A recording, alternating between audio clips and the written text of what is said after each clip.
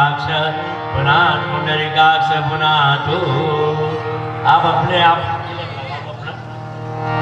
ओम चंदनस्य महात्पुण्यं पवित्रं पापनाशनम् आपदामहर्ति नित्यं लक्ष्मी तिष्ठति सर्वदा। अब हाथ जोड़ने पर पुष्प अक्षत अपने हाथ में ले, गुरुदेव वंदनीय माता जी का पूजन कर लें। ओम गुरुर्ब्रह्मा गुरुर्विष्णु गुरुदेव महेश्वर गुरुदेव परब्रह्म तस्मै श्री गुरुवे नमः। अखंडमंडलाकारं व्याप्तं येन चराचरं तत्पदं दर्शितं येन तस्मै श्री गुरुवे नमः। तस्मै श्री गुरुवे नमः। माँ गायत्री का भी पूजन कर दें। ओम माया तु वरदे देवी प्रकरे ब्रह्मवागनी गायत्री छंद सामात ब्रह्मयोनि नमोस्तुते। ओम श्री गायत्री नमः। आवाहयामि स्थापयामि ध्यायामि ततो नमस्कारं करोमि। ओम स्तुता मया वरदा वेदमाता प्रचोदयन्त पावमानि द्विजानां आयु प्राणं प्रजा पशुं कीर्तिं द्रविडं ब्रह्मवर्चसं मह्यं दत्ता व्रजत ब्रह्मलोकम्। अब इधर आ जाए, व्यासपीठ का पूजन, पावन प्रज्ञा पुराण का पूजन करें। पुष्प अक्षत अपने हाथ में ले लें।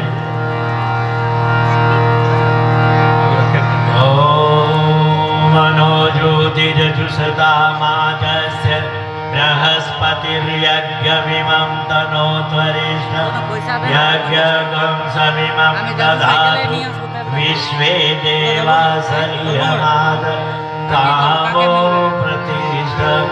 ओम पावन प्रज्ञा पुराणाय नमः। आवाहयामि स्थापयामि ध्यायामि। ओम व्यासाय नमः। हाथ जोड़ने सब दिन शक्तियों को प्रणाम करें। हाथ जोड़ के ओम नमो स्वनंताय सहस्रमूर्ते सहस्रपादाय शिशिरोर्वारि सहस्रनाम्ने पुरुषाय शाश्वते सहस्रकोटि युगधारिणे नमः। सहस्रकोटि युगधारिणे नमः।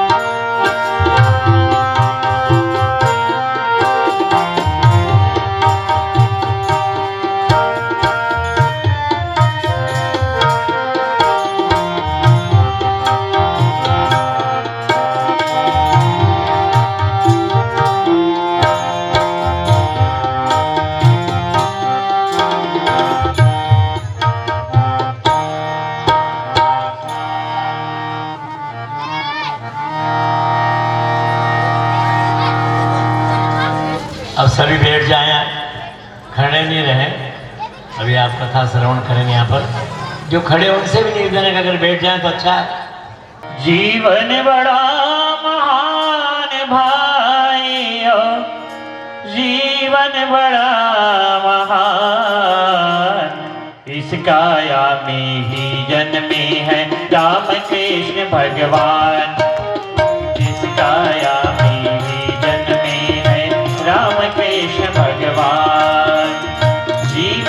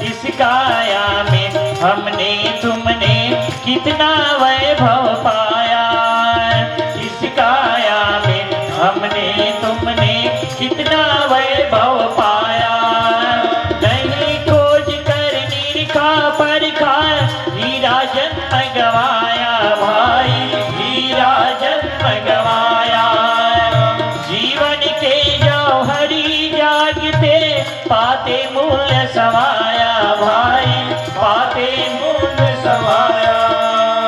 अपनी ही कीमत की हमको, अपनी ही कीमत की हमको अभी नहीं पहचान। इस काया में ही जन्मे हैं राम कृष्ण भगवान, इस काया में ही जन्मे हैं राम कृष्ण भगवान। जीवन बड़ा महान भाइयों, जीवन बड़ा महान भाइयों, जीवन बड़ा महान।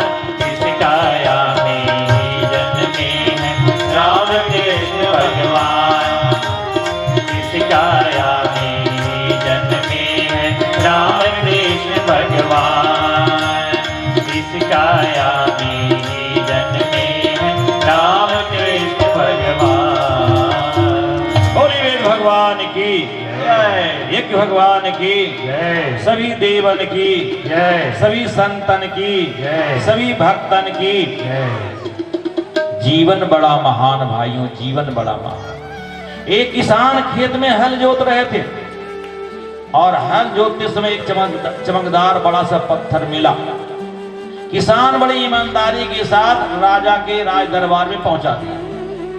राजा को लगा कि ये कोई विशेष पत्थर है और उस विशेष पत्थर की पहचान कराने के लिए अपने नगर में ढिंढोरा पिटवाया। हमारे राज में जितने भी जहोरी हैं, पत्थर के जानकार हैं, हीरे के जानकार हैं, सब राजसभा में इकट्ठे हों। राजा साहब के बुलावे पर सारे राजसभा में इकट्ठे हो गए। कहते बहुत सारे जहोरी उस पत्थर का कीमत कोई 5,000 लगाया, कोई 10,000 लगाया, कोई 15,000 लगाया, कोई 20,000 लगाया, इससे ज्यादा कोई मूल्यांकन नहीं कर पाया। राजा साहब को बड़ा दुख हुआ कि मेरे राज्य में कोई जहोरी, अच्छा जहोरी नहीं है हीरे को पहचानने वाला, पत्थर की पहचान करने वाला।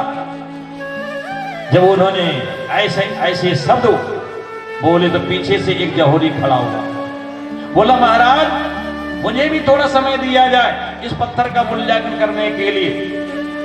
बोले अरे भाई इसीलिए तो राजसभा बुलाई है, जहोरियों का यहाँ जमावड़ा बुलाया है। वो आया और मंच पर, बड़े मंच पर एक टेबल था, टेबल पर रखा हुआ था।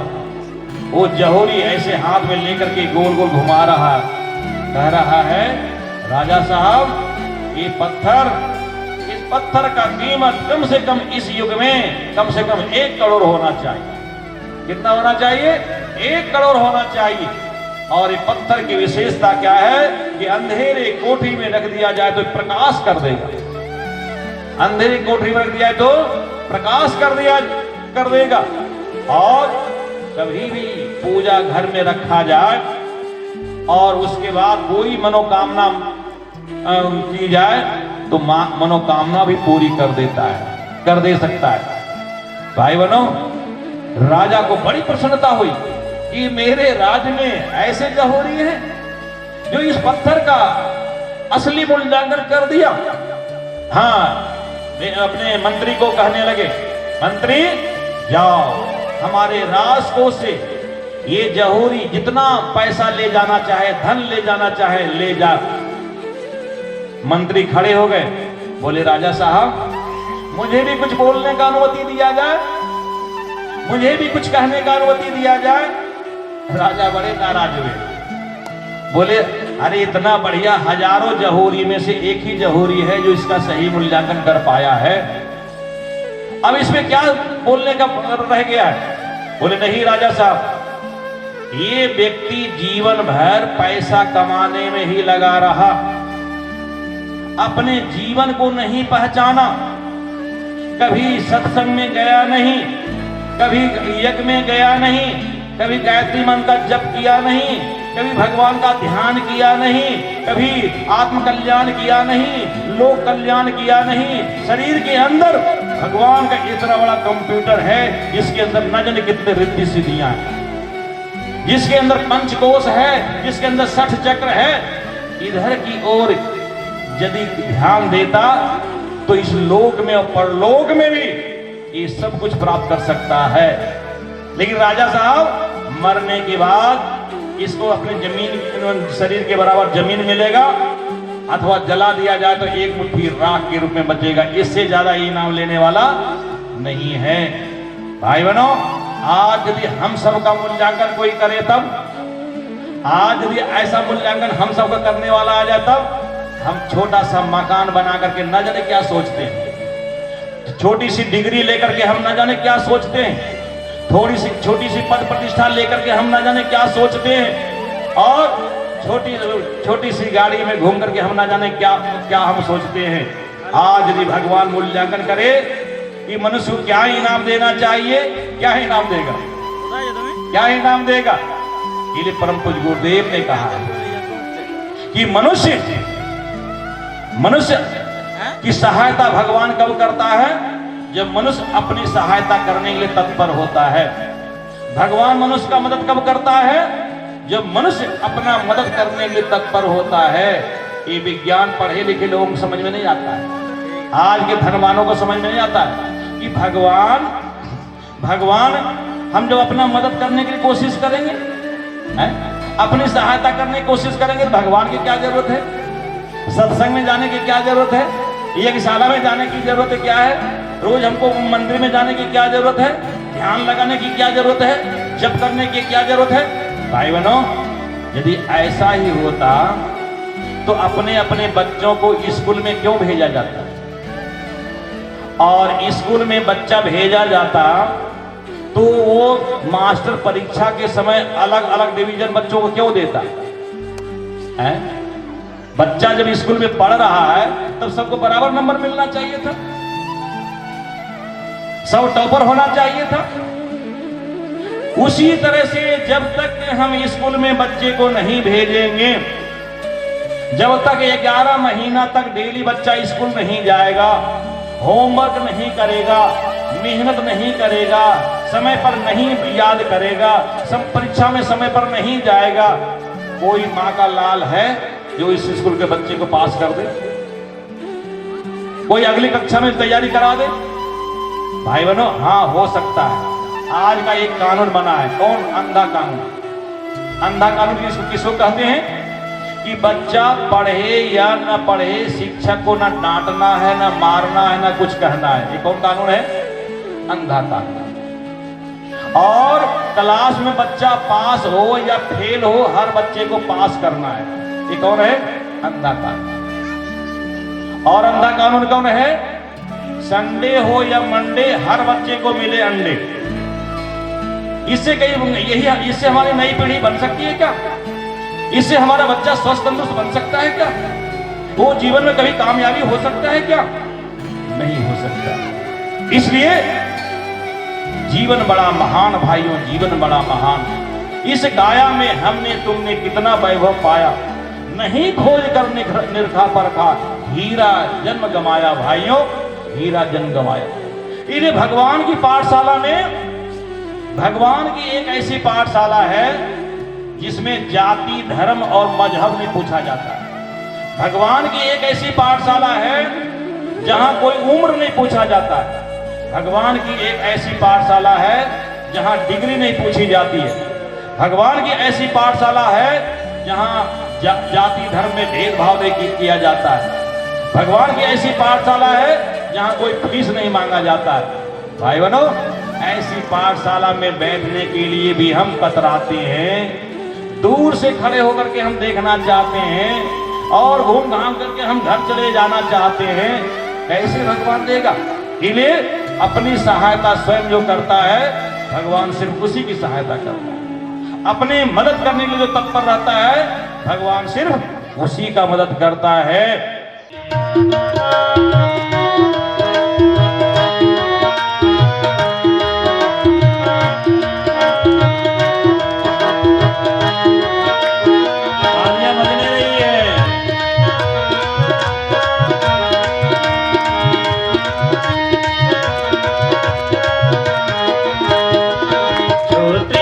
किसी को देख सहज ही होता है आकुल व्याकुल, जिसके श्वासों में पर पीड़ा भरती है अपना तापयतु। जो दृष्टि किसी को देख सहज होता है आकुल व्याकुल, जिसकी सांसों में पर पीड़ा करती है अपना तापयतु। वह है शंकर जो औरों की, शंकर जो औरों की वेदना निरंतर पीता है, उसका है आंसू रामायण प्रत्येक कर्म ही गीता है। औरों के हित जो जीता है, औरों के हित जो मरता है, उसका है आंसू रामायण प्रत्येक कर्म ही गीता है, उसका है आंसू रामायण प्रत्येक कर्म ही गीता है। औरों के हित जो जीता है। बोलिए भगवान की, वेद भगवान की। ये देवर्षि नारद हतप्रभ होकर के कहीं कुछ दिखाई नहीं दे रहा कि मनुष्य आज धरती पर क्यों ऐसा हो गया, ये समस्याएं क्यों बढ़ी है। ऐसे ही संत ये लेकर के पीड़ा लेकर के और भगवान के पास जाते हैं। भगवान के पास कौन सी पीड़ा ले जाना चाहिए? हे भगवान, हमारा स्वास्थ्य क्यों कमजोर हो रहा है, हमें स्वस्थ होने के लिए क्या करना चाहिए, हमें स्वस्थ रहने के लिए क्या करना चाहिए। हे भगवान, हमारा परिवार क्यों टूट रहा है, हमारा परिवार में संगठन कैसे बनना चाहिए। हे भगवान, हमारा समाज क्यों बिखर रहा है, हमारे समाज में अच्छे लोग संगठित कैसे हो। यही तो भगवान की पीड़ा है। भगवान की पीड़ा को अपनी पीड़ा मान लेता है वो भक्त कहलाता है। गुरु की पीड़ा को जो अपनी पीड़ा मान लेता है वो शिष्य कहलाता है। आइए सुने। ये संसार की हालत क्या हो गई भगवान, कितना बदल गया इंसान, कितना बदल गया इंसान। देख तेरे संसार की हालत क्या हो गई भगवान, कितना बदल गया इंसान, कितना बदल गया इंसान। सूरज न बदला, चांद न बदला, ना बदला रे आसमान, कितना बदल गया इंसान, कितना बदल गया इंसान। तालियां बज नहीं रही है, तालियों की आवाज आ नहीं रही है।